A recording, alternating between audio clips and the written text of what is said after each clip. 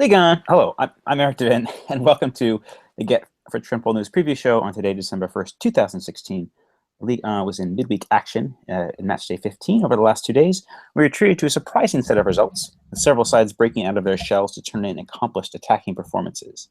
On Tuesday, Lille put 4 past Caen at home, winning 4-2 in a result that sees Les Deux out of the relegation zone on goal difference as the club search for a long-term replacement for Frédéric Antonetti continues.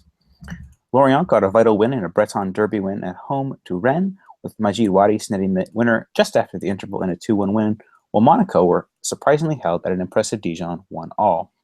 The multiplex saw even more goals, though, with Lyon thrashing Nantes 6-0 and Nancy beating Metz 4-0. Nice, meanwhile, returned to winning ways at Guingamp 1-0 thanks to an early goal from Younes Belhanda, while Saint-Etienne were held to a scoreless draw at home to Marseille. Bastia also drew at home, 1-1 with Bordeaux, while Toulouse got a first win in 5 at home to Montpellier, Isiaga Silla scoring the game's only goal in 19 minutes. In the late match, a heavily rotated PSG won at home to Angers 2-0, Edinson Cavani scoring a penalty for his 14th goal of the season. While in Ligue 2, informed scorers were also a deciding factor in a top-of-the-table clash between Brest and Troyes, with Neil Maupay scoring his 9th for the winner after Adama Niane had set the visitors equal. The hosts drew level with the win on points with 31 each at the top of the table, with Lens and Reims for the two back. And in breaking news, it has been announced that Nantes are in contract termination talks with manager René Girard. We had reported this on the main site at GFFN on Twitter, and it's been also corroborated by several other sources based in France. So, how are you doing this evening, gents? Good, thank you. Yourself? Well, thank you. Peter is still not on the call. All right. Well, you feel all right to proceed, Nathan? We'll just go ahead. All right. All right. So I'm going to speak first to recap a couple of the matches. Nathan and I were able to watch most of the action from Tuesday, so we'll focus a little bit more on that, but also speak as well about the match from Wednesday. So speaking about our Breton derby on Tuesday, Lorient may have ridden their luck defensively, but their attacking impetus was once again impressive. This 4-3-3 with Waris and Mukanju cutting in from the wings and Sylvain Marvel playing a little bit of a withdrawn role. Is this a result that can move them forward, Nathan, or is their defense still too much of a liability? It's a tough one to call because, in all honesty, they've been inept defensively, and that's been their main downfall this season. Full stop. I mean, prime example was last week's result against was it Caen? Was it last week where they were drawing 3-3? They were at least 3-1 up against Metz. Away from home, and they allowed Metz back into the game and draw 3-3. It's just a prime example from even the first game of the season where they were 2-0 up and lost 3-2 against Caen. The defensive liabilities have really caught up to them too many times this season, and they rode their luck a lot against Rennes, especially in the last 10 minutes or so. And Tep should really score a goal. He probably should get a penalty as well. And there's a couple of chances. Pedro Enrique has that chance as well after and Tep shot that he really should score. So, yeah, do you go on with this forward mentality because it worked and got them a result? They were at least more positive, especially that they really lit a fire underneath themselves at the start of the second half and grabbed an early goal that really put the cat amongst the pigeons with Rennes because they were rising at the end of the first half after having scored. And yeah, I think they were definitely better than we've seen them in the past. I think they're starting to show a little bit more impetus.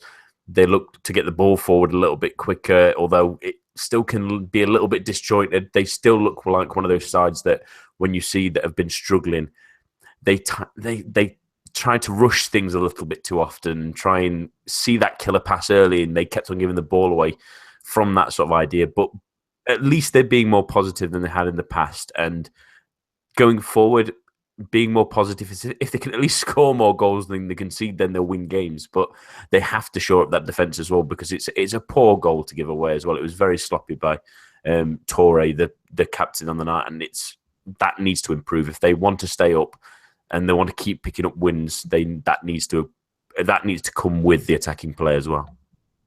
Yeah, Lorient have conceded 27 goals in 15 matches this season. That's the joint third worst defense in the league. Metz and Montpellier are doing the honors of the bottom, but definitely something needs to improve. And what about the goalkeeper? I think personally, having seen Lorient since Benjamin Leclerc's been injured, I've been impressed with Delacroix. What are your thoughts on him, Nathan? Should he keep his place given Lecomp's uneven form this season, or should Lecomp come back in? Yeah, I've quite liked Delacroix as well. Because the problem for Lorient really is the defence in front of them rather than the goalkeeper. Yes, Lecomte has had a few not so great displays, but as you may attest to as well, he had an absolutely outstanding display that got him points against Lyon earlier in the season, and it's that kind of next level that Lecomte can get to that probably gives him the starting place over Delacroix, despite his decent form. But it's at least a positive that if there is issues with Lecomte, or if he does maybe get interest in January or in June, if he does, then at least they've got a really good backup who's really shown how good he can be. I would be tempted to play him. Maybe you've got the excuse at the moment, haven't you, with Lecomte injured, that even when he gets fit again, you can maybe leave him out a week or two if Delacroix still being very, very positive, and use the excuse of, we still get returning to full fitness, etc., etc. So maybe keep him in for the time being for some consistency while Lecomte recovers, and give him the time to fully recover from his injuries. I think it's a thigh injuries that they have at the moment. But yeah, I think Lecomte is still the number one for me, but simply because he can turn it up to that next level that I've not quite seen Delacroix do so far. Yeah, I mean, Delacroix has conceded 7 goals in 3 matches, but I think that personally his play for me really belies the numbers. I think that he had a great performance on Tuesday evening and did pretty well against Monaco and that 3-0 defeat the other week as well. So moving on now, we're going to speak, keeping with you, Nathan, we're going to speak about Monaco. They were at Dijon, and Monaco decidedly did not live up to their billing that we talked about on Monday as the most exciting team in Europe. But how about Dijon? The introduction of Lois Diony made a huge difference. But in general, talk a little bit about this team who've recorded several impressive results since being promoted and really do play attractive football. Yeah, I mean, I've mentioned to you before that, Eric, that I've not really seen Dijon too much this season, and this was I think this is the second time I've seen them this season. But yeah, they really impressed me. I think they can give at least a slight hand to their pitch. It's a little bit sandy and a bit diggies, and it seemed to slow the ball up quite often for Monaco, which, isn't going to harm them in any way. But it's a strange mix that they seem to try and play football themselves as well, which is even odder on a pitch that seems to not be very forgiving for that kind of play. But yeah, they try and make things happen, and I've always quite liked Frederic Sammartino. I thought he was very good. He has those little touches, and he just moves away from danger, and he created a couple of chances before he obviously slid in for the goal. But Diony made a difference. I think he's a really interesting striker. He's had 4 goals this season. He sets up the winner as well. He added an extra dynamism. I don't know quite why he didn't start, unless it was maybe he was picking up a knock, or if maybe it was a little bit of a rest, because there was quite a few players rested midweek for a lot of the teams, really. But yeah, he made a real difference, and I thought the striking partnership beforehand. I'm trying to.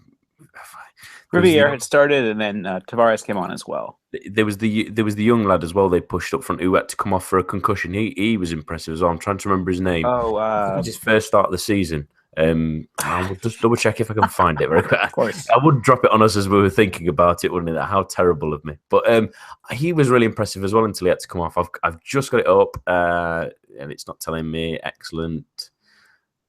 Come on, show me. Jeremy Bella, that's it. Jeremy Bella. Yeah, he's when they moved him further towards Riviere and allowed him to buzz around him a little bit, he caused some problems. And yeah, Monaco were disjointed, shall we say. Yeah, the pitch wasn't great. It didn't help that Lemar didn't have his best performance. It didn't help that Raji was maybe a little bit too defensive in this game and sat back and allowed players to attack him a little bit and into that space. And also at the same time, I thought Fabinho helped cover Sidibe's defensive frailties quite often, especially towards the end, where Sidibe twice before the goal lets a player go in behind him and Fabinho has to cover him. And the moment that Fabinho can't cover him because he's defending that centre of the D, there's a player in behind him in Luis Diony. He's left all alone to find Sammartino for the equaliser. But yeah, Dijon showed me enough today in that game on Tuesday that I've watched today. they've really got enough to maybe to stay up this season. If they can keep playing that way, if they can get results like this against big teams, that I think they look better than some of the other sides I've seen this season. If they can play that same way against the weaker teams and get results, then yeah, they're going to be tough to break down, and they're going to create something at the other end. And as long as they can stick them away, they're going to have a decent season, I think. And I think they'll finish around maybe the lower ends of mid-table. Yeah, I think they're definitely, of the three promoted sides, my favorite to watch. Their right back, I really like Fouad Shafik, was not in action, but he's another one who I think has been impressive. Florent Beaumont had also moved to Dijon in the summer, and I think has been impressive when he's played. But again, was the right back Vincent Roufley? Or I'm saying, sorry, Shafik usually starts. He did not start on Tuesday, but he's one to watch as well for me. I think he could get the job done at a bigger club. He's really, really impressive thus far. But anyway, Dijon, definitely a team to watch. They're not the typical promoted side that are dogged and dour and trying to scrape results. They really do play an attractive style. So Peter, coming on to you now. We're going to speak about Lyon's class victory at Nantes, a decisive result. Sees Ligue reclaim fourth place, even if they are 8 points back of Monaco. Perhaps more interesting than the result, though, was the performance of Mathieu Valbuena, who looks a player transformed in his two most recent matches, thinking also back to his lovely goal and general all-around solid game against PSG at the weekend. Could he be the difference as Lyon seek to make up ground in the top three? Potentially, yes. I mean, it was an absolutely fantastic performance all round from Lyon, one which I'm sure you very much enjoyed watching, Eric. And Valbuena had an excellent game, probably one of his better games in a Lyon shirt, actually. But I think that really came down to the way that Lyon were controlling the game from the get-go, and the fact that Lyon's other midfielders in that game, Sergi Darder, Gonalons, Tolisso, they really allowed Valbuena the kind of ability to roam and express himself, which is another kind of plus point that Lyon can play the 4-3-3 as opposed to the 3-5-2, where players are kind of have to be a little bit more disciplined and have to stick to their positions a little bit more. But yeah, it was certainly great to see him back sort of performing to his best and achieving the kind of levels of performance that we know he can do. Because obviously, remember him from his Marseille days. He looked like that player of old at times in that game. But really, for me, special commendations have to go to Sergi Darder and Rachid Ghazal in that game. Ghazal really terrorised Nantes from the first minute, and Darder pulled the strings throughout the whole game. So really, really excellent performance from Lyon. So many things to like about it. Especially Diakabi as well at the back, looked absolutely fantastic. Brilliant header from him.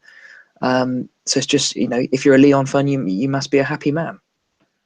Yeah, I think the point on Darder is very well taken as well. He is a player for me that has flattered to see. I mean, he's had some lovely moments. I think back to that goal against PSG last season when they beat them at the Parc OL. He's obviously got a lot of talent. I sometimes have doubts about how he fits into the various systems that Genesio has used, and also that Hubert Fournier had used prior to his dismissal.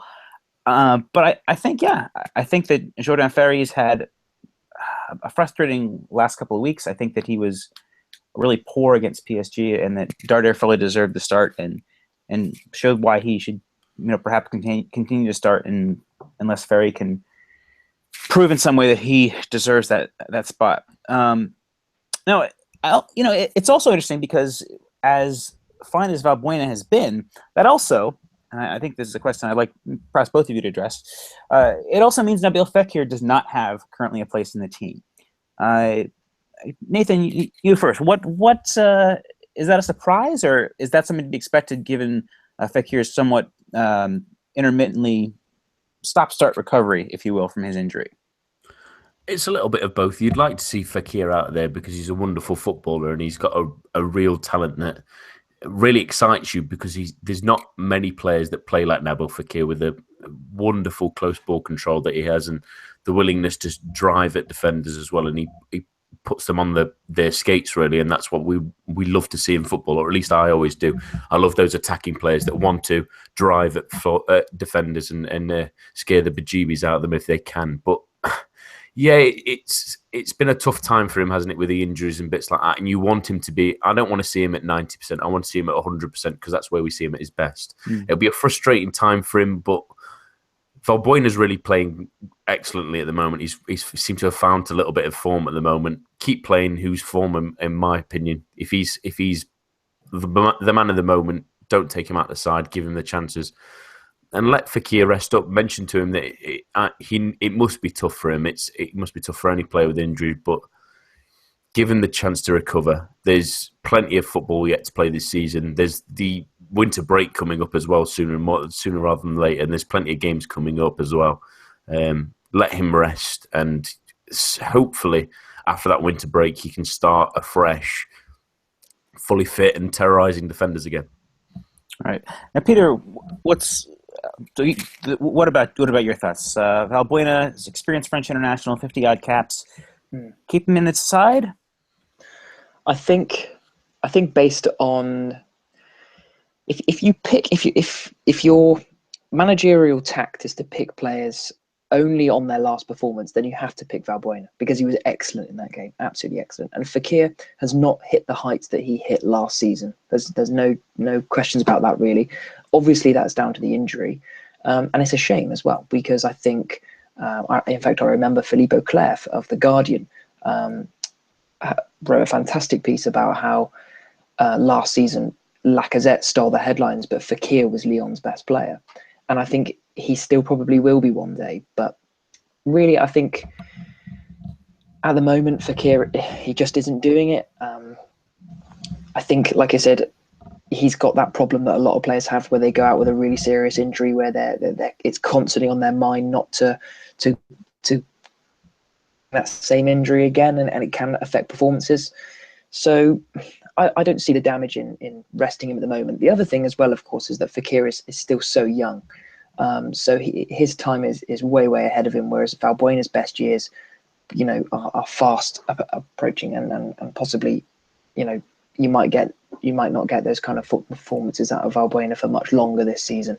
So might be a good idea to kind of use him while you can. But I think Genesio, he took a little bit of flack from us at points on the pod. But recently, I think he's done a lot to impress, and he's got such a talented midfield. Who knows? Lyon could go places this season and could certainly catch Nice and the other teams ahead of them if they keep up this form. Yeah, and very quick to point out about niggling injuries and worrying about them. With his very quick pace and sharp turning, knee injuries like that can worry you. Are you going to catch your studs in the turf because you've turned a little bit too quickly and you jar your knee again? And that's why I want him to make that full recovery first, because you want him to try and play with that out of his mind. And I don't think at the moment we've seen that yet. All right. Back to you, Peter. What about Nantes? Rumors are swirling that Chairman Valdemar Kita wants to sack René Girard. Is that the right call? I mean, this is a team who brought in quite a few players via promotion in terms of Harit, but not only that, but Lucas Lima, the left back, Diego Carlos, the center back, midfield attacking players, Stupinski, the striker, Nikolai Thompson, Alexander Kasanich. The team had a considerable outlay, especially by the usual standards we're used to in French football. So, is this the right time for Girard to go? Potentially. I mean, there's certainly reports circulating tonight that terminating the contract conversations around that are happening at the moment. So I guess we'll have to wait and see. But if I was the chairman of Nantes at the moment, I certainly would be assessing every option to make sure that I wouldn't have to sit through that kind of performance that we saw the other night again. Because not to take anything away from Lyon, they were absolutely excellent. But Nantes defending in that game was woeful. I mean, nay, suicidal at times. It was horrendous. And at least, I think you mentioned just before we came online, Eric, that at least one thing Nantes had last season is that they were good at the back. They didn't score too many goals, but they were good at the back. Now they've lost that as well. And if they continue to play like this, he could really be in for a relegation fight, and that would be awful for all of French football in general because, like you said previously, Eric, they have one of the best atmospheres in France. They're one of France's oldest teams, and I think we'd all hate to see them go down. Yeah, no, I fully agree with that. Nantes are if I had to say I had a second team, it would probably be Nantes. But it's been tough watching if I have to see them as of late. But that is all for our Matchday 15 recap. So now we're going to look forward to Matchday 16. Brief update on the standings. Peter was our winner last week. Climbing that table, he got. We only previewed 3 matches, but Peter did correctly call the result between Rennes and Toulouse. So he had 4 points on the weekend. I had 2, and Nathan, Adam each had 1. Adam is still the leader with 35. I'm at second with 32. Nathan's on third with 26, and Peter is just behind, though, on 23. And there's 5 matches to preview this week, so many more opportunities to get the correct score. So, Nathan, let's start with you. We're looking at Angers hosting Lorient. Angers may have lost to PSG. They still took the game to the champions in terms of shots and their intensity and attack, despite playing a 5-3-2. Meanwhile, Lorient have also looked sharper under Cassoni in terms of their attacking impetus, but Angers are much more ruthless than the sides they played recently. This could be a surprisingly entertaining match. Just a very general preview, I guess. What would you look for in this match? It's not something that maybe the casual observer with Ligue 1 would seek out, but I think that we know that these clubs can be massively entertaining to watch. How would you sell this match to the casual observer? Just before I mentioned on the predictions, curse you, Guido Carrillo, for scoring in the 93rd minute and ruining 2 points for me. But to mention this game, the strange thing for people that won't necessarily watch Ligue 1 and might catch something like this game, which, might be slightly unlikely to assume, but let's hope someone might tune into this game. And I think it might be quite a good one. You make a great point. I think RJ were pretty good against PSG. They didn't seem frightened by them. I thought the young lad Pele has been playing quite well in the last couple of weeks. He had a couple of good chances. Carl Tucker Kambe has been a good catcher. He had a couple of good chances. I thought Sheikh and Doyle looked much more like the play we saw last season. He was bustling and combative in midfield and looking for those headers and strikes within the penalty box as well. And Areola was called on more than one occasion to stop him from scoring. And that 2-0 scoreline probably flatters the champions a little bit. But they're playing really attacking football, even though they're playing that 5-3-2 with those 2 strikers. And like we mentioned in the game about Lorient earlier, they played more attacking football. They're almost guaranteed to concede goals. At the moment, they always look like they want to try and score goals as well. But against a team like Angers, they gave Rennes a couple of opportunities. The strikers that Angers have at the moment, and the deadliness, at least, of them at the moment, and the threat that they showed against Paris Saint-Germain could really trouble Lorient if they play in that same way. Whether they will, and maybe try and hold out for a point, because you have to think that because this is an away game, do Lorient maybe take a step back in this one to try and get a point, because that might be more valuable at the end of the day? I don't know. I don't know if they've got the facilities to do that, really. I think their strength still is in there as attacking players, although in Waris and Marveau and Mukanjo. But this could be a really entertaining game, but I think Angers are going to punish Lorient a little bit too often. I think Lorient are still clawing their way back confidence-wise, and it was clear in midweek that. And Angers are too good a side to do that too, and they'll punish them heavily. All right, so what is your prediction then, since you are speaking so strongly about Lescaut? I'm going to go for a 3-1 win for Angers. All right. Peter? I'm going to go for a 1-0 win to Lorient. I think the new manager bounce is going to get them, and they're going to go on a little bit of a run now, or at least I hope they will. All right, I'll go for a 1-0 win for Angers. All right, so moving on now to Bordeaux hosting Lille. This would have been a top-of-the-table clash in years past, but it is decidedly not.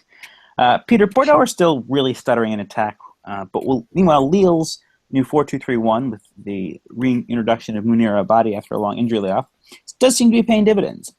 Is that revamp enough to see Les Dogs continue to climb the table against Bordeaux? I certainly hope so, Eric. I mean, that 4-2-3-1 is something that we've been calling for since the first the first preview show, I think, if you go back. So I'm glad to see. I know it sounds harsh, but I am glad to see the back of Antonetti. I didn't like him, and I didn't like his tactics. I didn't think he was utilising the talented players that Lille have enough. And it looks like the reaction to his sacking has been absolutely tremendous as far as performances go. To score 4 goals against that Caen side, I know obviously they're sitting in the relegation zone at the moment, but they are still a decent side, and it's a fantastic reaction to losing the manager. I think now that Lille are kind of liberated from Antonetti's style a little bit more, I think we might start to see them utilise their squad's strengths a bit more now. In the game in midweek, Lopez was seeing a lot more of the ball. Nathan's love, Depreville was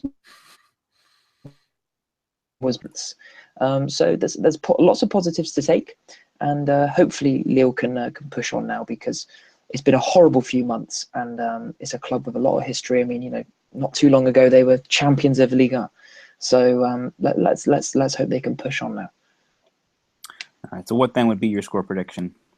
I'm going to go for a 2-1 victory for Lille. Okay. I will go for 1-0 win for Bordeaux. Nathan? I think this has 1-1 written all over it for me. All right. With you, Nathan, we're moving on to another Breton derby after this week's Rennes-Lorient match. That's Guingamp hosting Nantes. After a bright start, Guingamp suffered through a winless November, but they're still just 2 points off Lyon in fourth. Is this a must-win against home, against the stuttering Nantes, especially with PSG and Saint-Etienne looming before the winter break? It's a strange thing to ask if it's a must-win. It is if they're looking to go for Europe, but I think they would have been in your hand. Implied part of that question. Sorry. But I'm also assuming that Guingamp will probably have bitten your hand off if they said they could have been in fourth at this time of the season. And yes, at this point in time, if they're facing Paris Saint-Germain and Saint-Etienne next, one team that's notoriously difficult to play against, another that's notoriously difficult at making an entertaining game against, at least. But Nantes are playing some dreadful stuff. Remy Gard is pretty much gone. I think you can't excuse 9 goals in 15 games. It's utterly appalling. I think if you maybe. That's almost under half a goal a game. That's ridiculous. 1 goal in every 2 games. That's an insult to fans almost, I would say. And when your defence is struggling as well, you've got a minus 15 goal difference. Guingamp hopefully are rubbing their hands together, because they have a number of entertaining players. I mean, Coco, Briand, Blad was relatively good midweek as well from what I saw.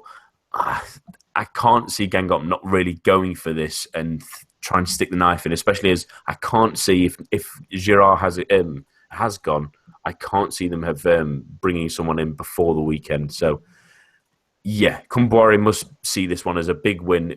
Then if something happens in the PSG and Saint-Etienne games, then it's less of a blow. They'll probably still be in the European run with a game before the winter break. But, yeah, they have to see this as a game that is possibly an easy swinging win, because this is a Nantes team that can't score, so that's not a worry at least, and they know that they can score against them. So take this advantage to get some confidence back into your players after a not great November. I don't think they were poor in too many of the games. I thought they were competitive in a few, but you want to get those 3 points back on the board, especially if you want to fight for Europe, because it is quite clustered in that top half of the table.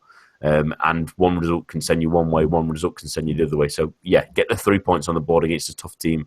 The exact opposite of a tough team, shall we say, and go into those more difficult games with confidence in hand.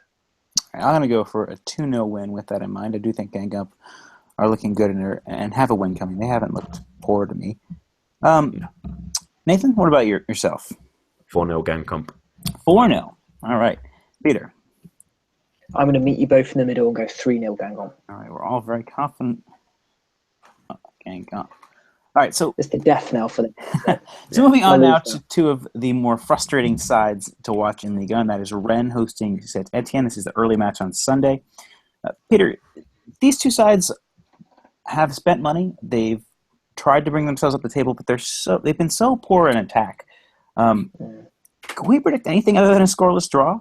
Should Galtier try again to that 4-4-2 he'd experimented with earlier in the season? I'm not sure. I like Saint-Etienne in the 4-3-3. I think it suits players like Monet Paquet and Hamouma to a T, and I'm not sure if you want goals, going to a 4-4-2 is necessarily the way to go. I mean, just look at Lyon. Goals start pouring in. So, it's not a game that's going to pull many people out of bed, I think, on Sunday. Obviously, you've got Stéphane Ruffier, who's arguably the best keeper in Ligue, other than perhaps Cardinal of Nice at the moment. And I think potentially, but these are two teams that are not only set up defensively, but really their most attractive attributes are how they defend. So difficult to see this one being anything other than a draw, really, especially considering Gourcuff's Rennes style at the moment. They really, the last season's fantastic performances with Ntep and Ousmane Dembele just lighting up the Liga feel like a very long time ago now. I think this is going to be a draw. I think it's really going to be a battle of two keepers with Costil and Ruffier going head to head. All right, bringing you in that question, Nathan. Is Stéphane Ruffier the best keeper in France right now? For me, absolutely. I can't think of someone better than Stéphane Ruffier. He's maybe...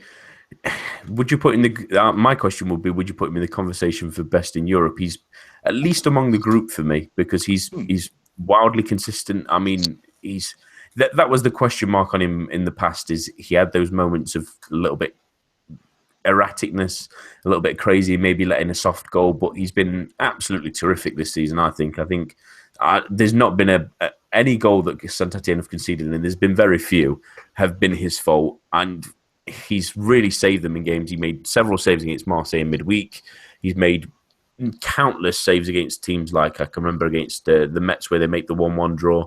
They were powered on at times in there, and he made some superb saves in that game. He's an excellent shot stopper. He breeds so much confidence into an already strong defence. I can't think of someone better in Ligue 1. Certainly, I don't think there's anyone in this league in Ligue 1 at the moment, other than you may argue that Areola's quality-wise is maybe on his level on his day, but consistency-wise, there's no one better for me. Right. I might say a word for Anthony Lopez, but I think I have to agree. I think the match last week against Mainz in the Europa League was the same thing. I mean, they needed that result, a scoreless draw, and it was Ruffier the whole way.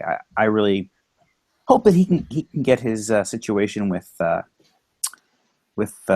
Didier Deschamps sorted out and become a part of that French side. I think there's a lot of potential for Areola, but I think that Ruffier, if a third keeper means something to the French national team, should be selected. I mean, and on form, I would probably put him ahead of Mandanda as well at this point in time. But again, the next set of call-ups is 4 months away.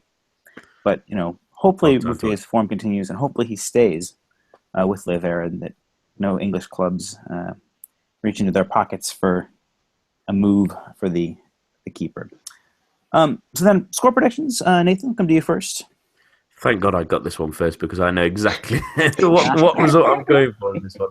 This is probably going to be the least ambitious game you see all season, and it finishes 0-0. All right, Peter.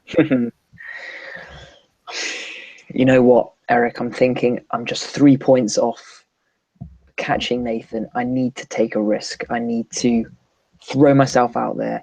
I'm going to go 1-0 to Saint-Etienne. All right. I actually, before either of you had picked, I'm going to also have the other binary outcome. I'll go for a 1-0 win for Rennes. I do think that they've shown a little bit more with Percic and Hunu coming into the team in recent times. And I think that those two just add a little bit more guile and class. They're a little bit better at keeping possession. They're less enigmatic than the likes of Grosicki and Henrique. So 1-0 for the hosts. Now moving on to our final match. Nathan, that's Nice hosting Toulouse. Both of these sides have gained momentum, and this isn't as appealing as it had been a month ago when both of them are really riding high. Nice are still topping the table. Who should have the advantage here? Both of these squads are a little bit thin. A big week of fixtures. Nice had also played in the Europa League last Thursday. Who looks to have the advantage here, Nathan?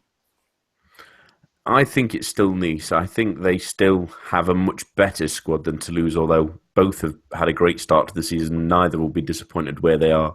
And it was a big win for Toulouse in midweek as well to grab that result. But they also, they rode their luck in it, didn't they? They scored very early on through Issa Diop's chest. He tried his best not to handball it and just threw his chest at the goal. But they were really pounded by Montpellier. Then there's a moment where Boudou should score. There's a moment where Lafont makes a mistake and Mooney should really maybe take maybe a half second more and he scores from about 30 yards into an open goal.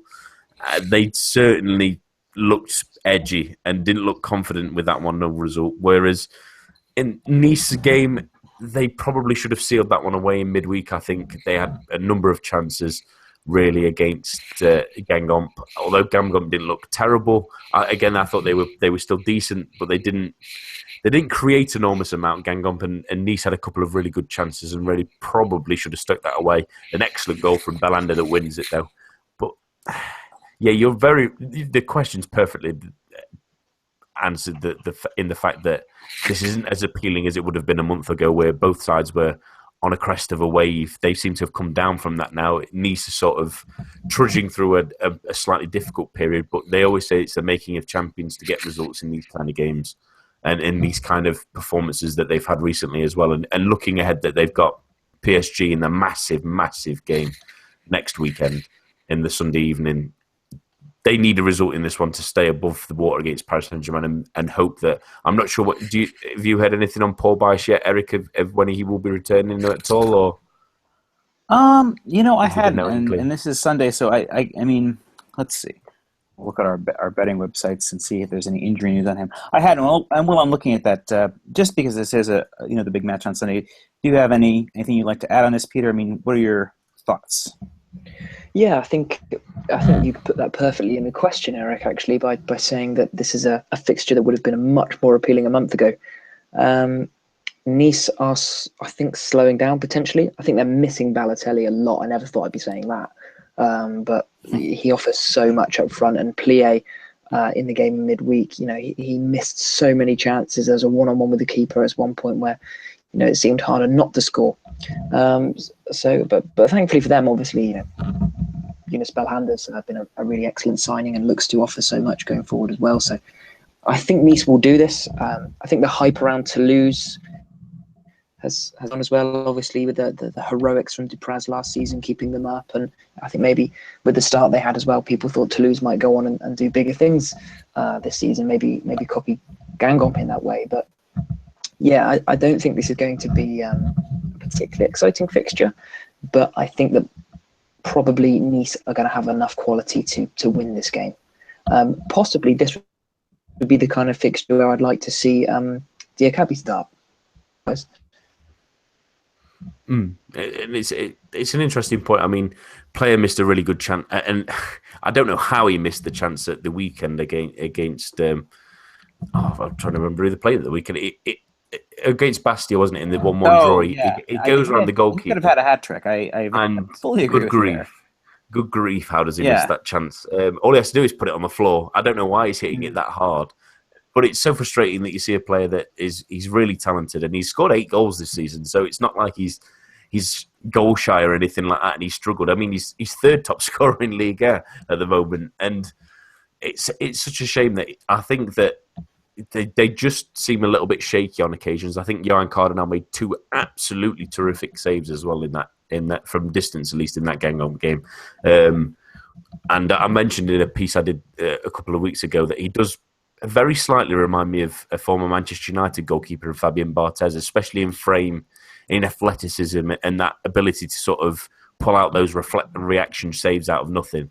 And he really is an important player for them. And like I've mentioned already, Paul Bice is he's a player they need back, isn't they? They just don't seem quite as secure without that back three. I think it restricts Pereira a little bit more. I think that the midfield seems to have to do a little bit more, and player seems a little bit more isolated because of the lack of width in the side because of that. And the quicker they can get him back, the better they'll be. But Toulouse, they're a good team. I think they're not going to struggle this season. I think they're going to stay in that sort of mid-table spot. But I've not seen enough in the last couple of weeks that they can beat this kind of side, especially with it being in Nice. If it was in Toulouse, it might be a different question, but they don't quite have enough for me at the moment to dislodge Nice at the Allianz Riviera. All right, score predictions. We'll come to you first, Peter. I'm going to go for 1-0 Nice. Okay, I'm going to go for a scoreless draw. Nathan? I'm going to go 2-0 Nice in this one. All right. Great. That's all for this week. Be sure to join us on Monday when we're back to wrap up all of these matches, as well as look ahead to Lyon's big fixture with Sevilla midweek. For Nathan Staples and Peter Bowler, I've been Eric Devin. Thank you, and enjoy your weekend of football.